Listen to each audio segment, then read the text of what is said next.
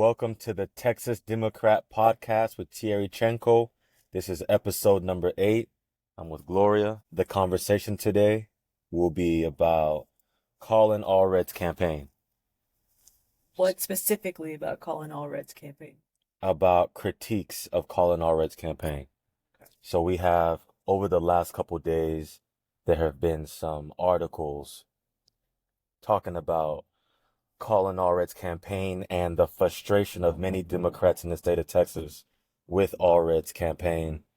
I think there was actually a Texas Tribune article, a Texas Monthly article, and then this has actually been for a longer period of time, but you've had some Democrats on the ground in different places in the state that have expressed frustration with how his campaign is operating. So that's what we'll talk about. Okay. Yeah, jump into it. Yeah. Well, I'll first ask you, how are you feeling about his campaign? How are you feeling about the critiques that people are making about his campaign? So I try and take things with a grain of salt.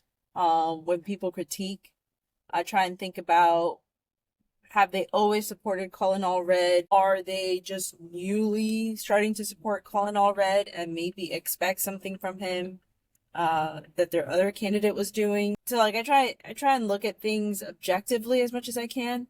I will say that I feel like he's running a very safe campaign. I'll call it safe. How do you feel about his campaign? I think that his campaign is taking a certain approach to this election, which can be up for debate. You know, I campaigned in the primary against Colin, and I had an approach which was trying to go everywhere, trying to talk to everybody, and that is not his approach. And you'll have people that say that he is going everywhere. I guess you have people that will say anything, but I think whenever you look at how his campaign is operating, it's clear that they're running a very measured campaign, which is different than the way that Beto ran his campaign in 2018. And so, I think that's a really good way to describe it. so Allred is running a very measured campaign versus Beto's campaign, as an example, in 2018, which was a little bit, it was a viral campaign. He was going everywhere. He was going to different places all across the state of Texas. And that's not what Allred is doing. So that's the contrast. And I think a lot of people are comparing Allred's campaign right now in 24 to Beto's campaign in 18. And the reality is Colin Allred won the primary. He is a Democratic nominee for the United States Senate. And we either get Colin Allred or we get Ted Cruz. Yeah. And Texans need better representation in Washington, D.C. in the Senate, without a doubt. So that's the guy that we have to roll with as a party, and we have to be united in that front. Now, again, that doesn't mean that we can't have disagreements. It doesn't mean we can't have disagreements. Shoot, I had disagreements with Colin on the campaign trail when I was running in the primary, so I can't then now go and tell people not to have disagreements with him. However, we're on the same team, and we have a goal that we have to reach, which is winning in November. And so that needs to be the main focus, in my opinion, knowing that it's either Colin or it's Ted. Yeah, and I think similar to the conversation we're having, people take you critiquing something as trying to tear it down. What people I feel like are saying is, we want to see Colin in these places, whether it's in West Texas, the Panhandle. We want to see more of him, and it's not just Houston, Austin, San Antonio, Dallas. And that there is something there, right? Like, there's some people can and do have the right to feel like, I don't see this guy in my neck of the woods that often. And that has to be accepted, because it's a fact that you're not there that often. And so I don't want to dissuade people from voicing their concerns or their opinion. Yeah, I think everyone has a right to feel a certain type of way. But to your overarching point is, this is the guy that we're rolling with. You either have him or you have Ted Cruz. there's more than something there. I mean, it's the reason why we ran our primary campaign the way that we did was because we felt like everyone deserves to be seen. And so if you can get out there, if you can go talk to people, then go and do that. And I was just on the phone with a county chair that said it's going to be difficult for me to convince people to go out and vote for any candidate whenever they don't see that candidate, when that candidate is not showing up or at least making an effort to try and show up. And that's not exclusive to Allred. That's just in general. And so that's something that people should want candidates to show up and to see them. That's not an unrealistic expectation. Now, the state of Texas is big, but again, when you run to be a statewide candidate, that's what comes with it, is knowing that you have 254 counties and you have a lot of people that are going to want to see you in their home place. And yeah. Would you say that Beto set an unrealistic expectation for future candidates? I don't think that Beto set an unrealistic expectation. I think that Beto showed that going places and talking to people all over the state matters.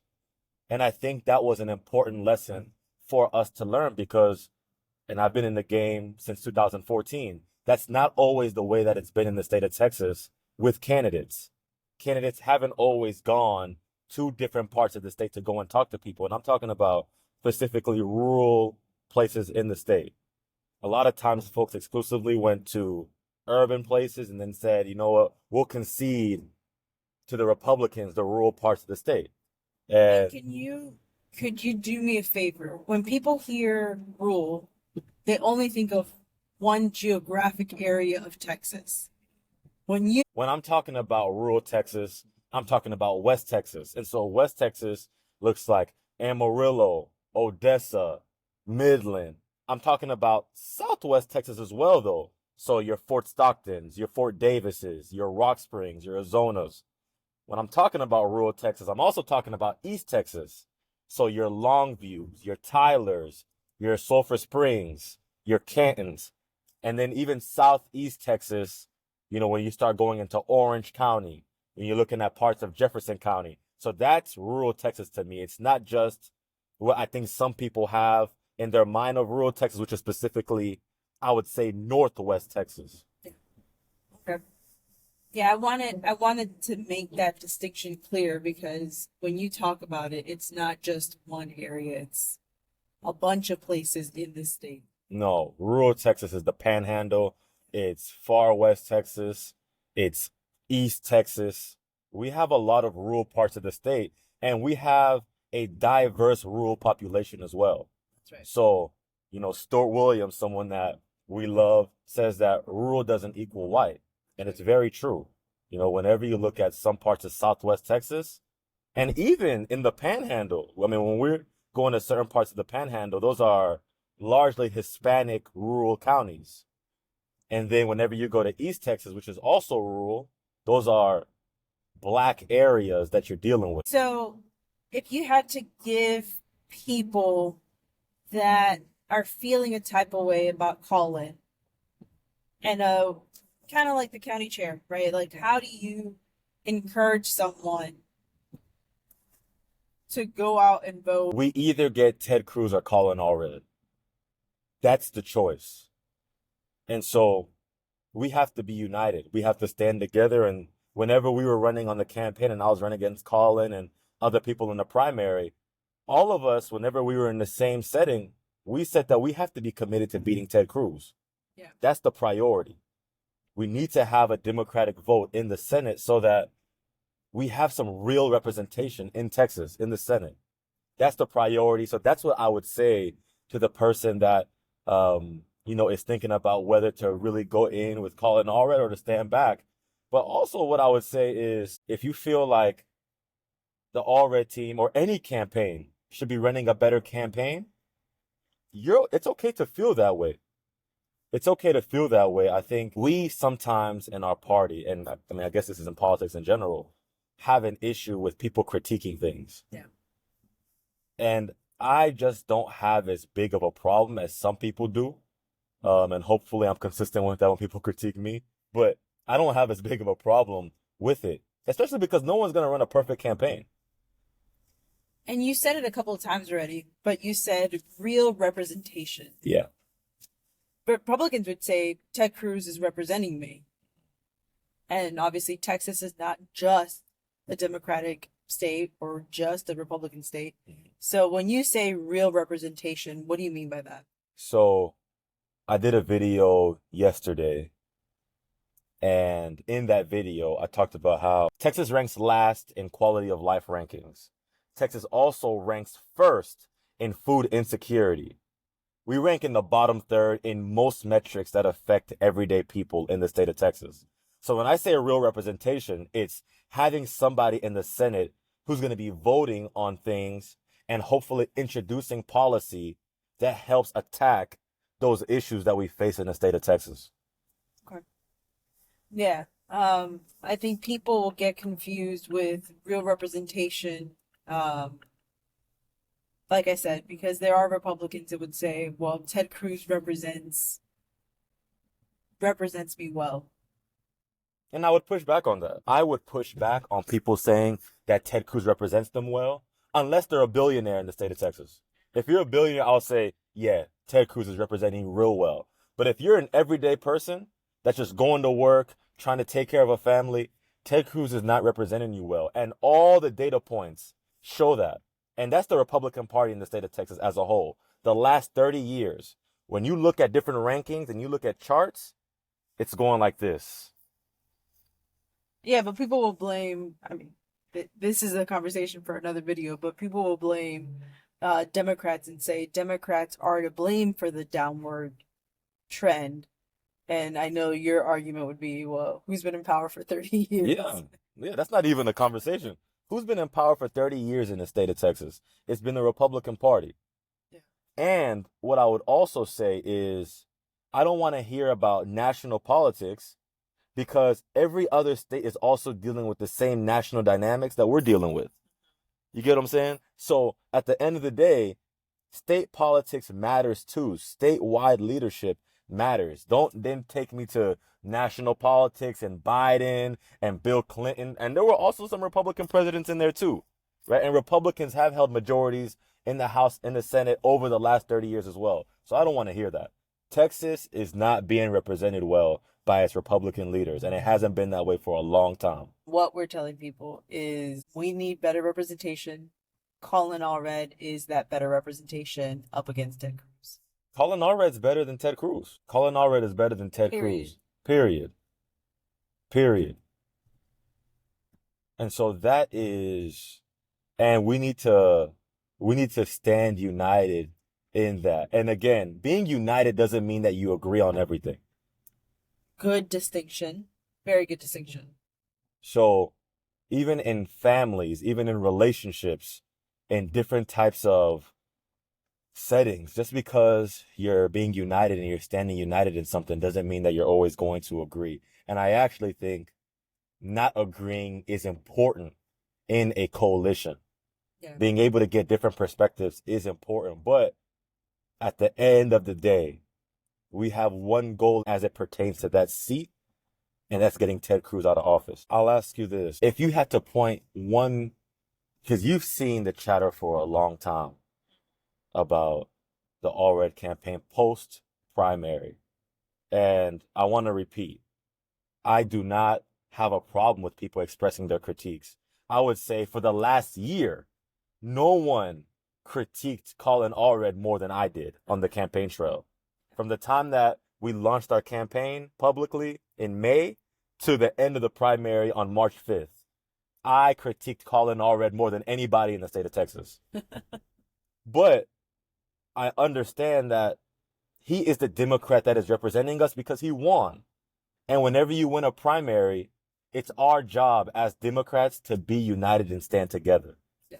And so I'll ask you, where do you think the frustration comes from with people as it pertains to that campaign? And it could be even bigger than that campaign, just people's feeling about the Democratic Party and how we approach elections in Texas from what you've seen. Yeah, I think I said it at the top. I think people, it could be a combination of a bunch of things.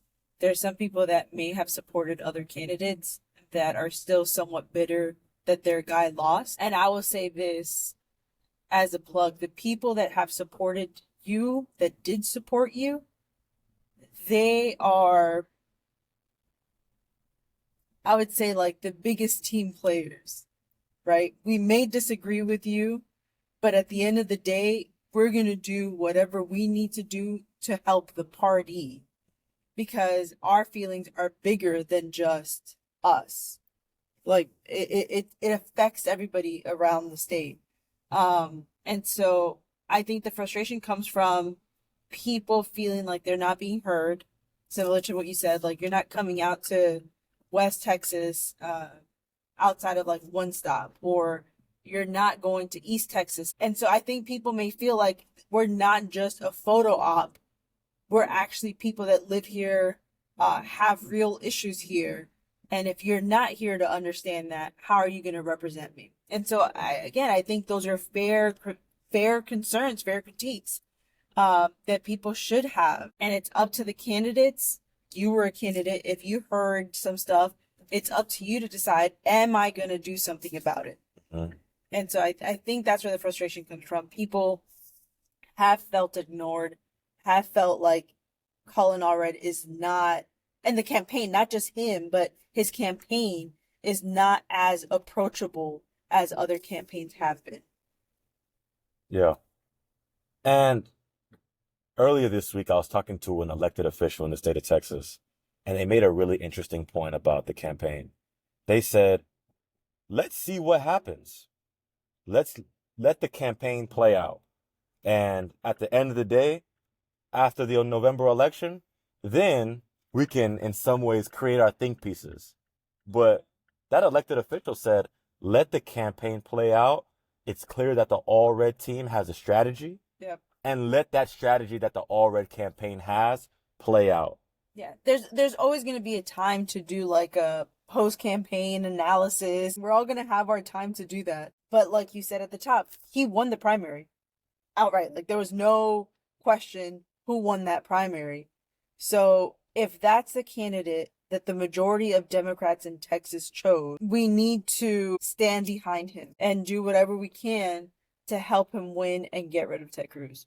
Yeah. And it's only right that we give him that respect and we give that campaign that respect of them winning the primary by now standing together and making sure that we push him across the finish line to beat Ted Cruz.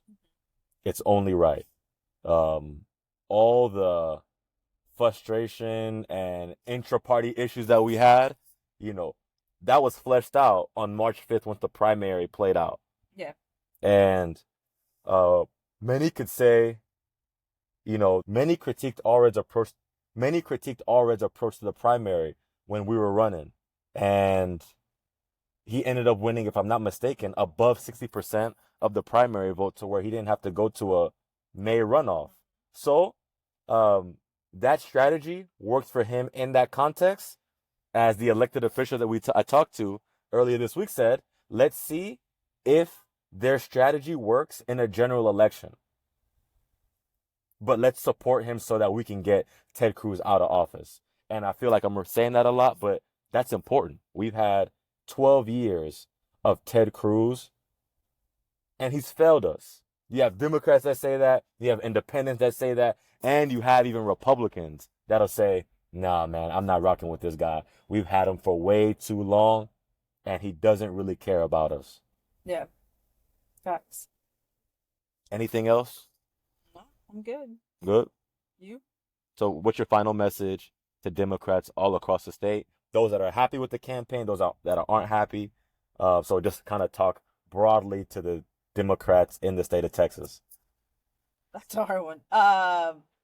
Get out and vote. Colin Allred, November 5th. What would you say to those that are unhappy with Colin's campaign?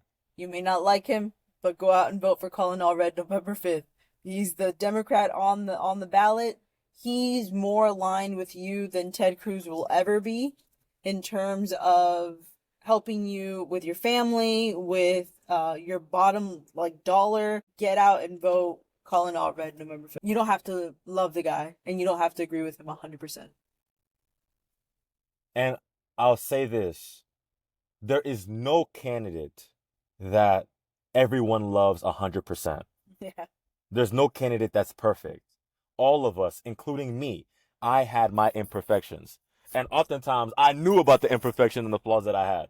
Right? So there's no candidate that's perfect, but that doesn't mean that whenever they're now representing the party in a general election, that we shouldn't stand behind them and support them.